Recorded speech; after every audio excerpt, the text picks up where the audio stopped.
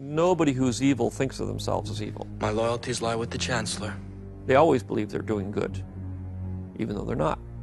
And so it's a matter of how does a person who is good turn to becoming an evil person. Well, he is under a lot of stress, Arnold.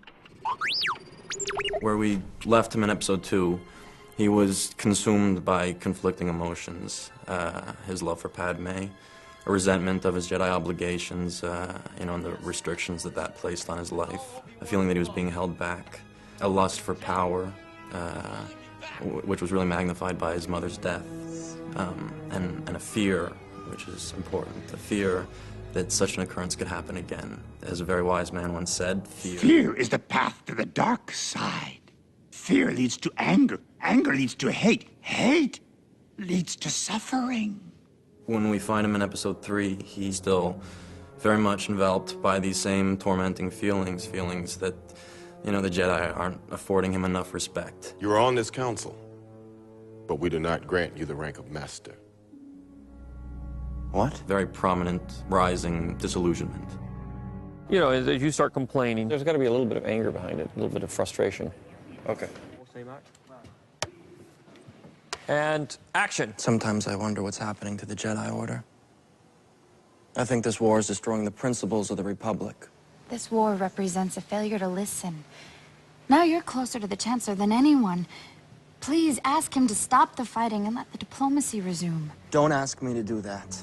His life has become more complicated, and this all culminates into an anger, compounded by changing relationships with both Palpatine and Obi-Wan. I mean, he begins to question the Jedi as a whole, but especially Obi-Wan.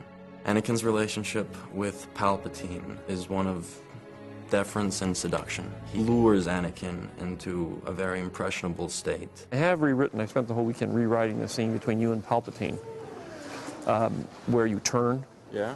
And I've added some more to that.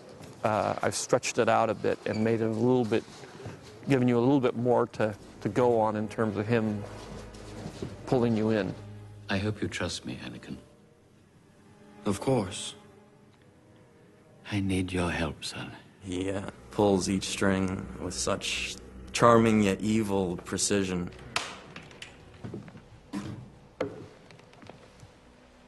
You wanted to see me, Chancellor? Yes, Anakin, come closer. I have good news. It happens once the Emperor starts to work on him and make him doubt things, make him doubt his relationship to the Jedi, make him doubt what is good in the universe. He throws out the possibility that he could keep his wife and save her from death.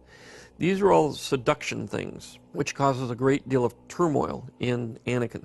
He had such a knowledge of the dark side. He could even keep the ones he cared about from dying.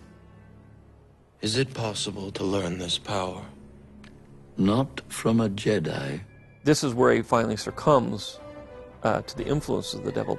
Anakin has turned to the dark side.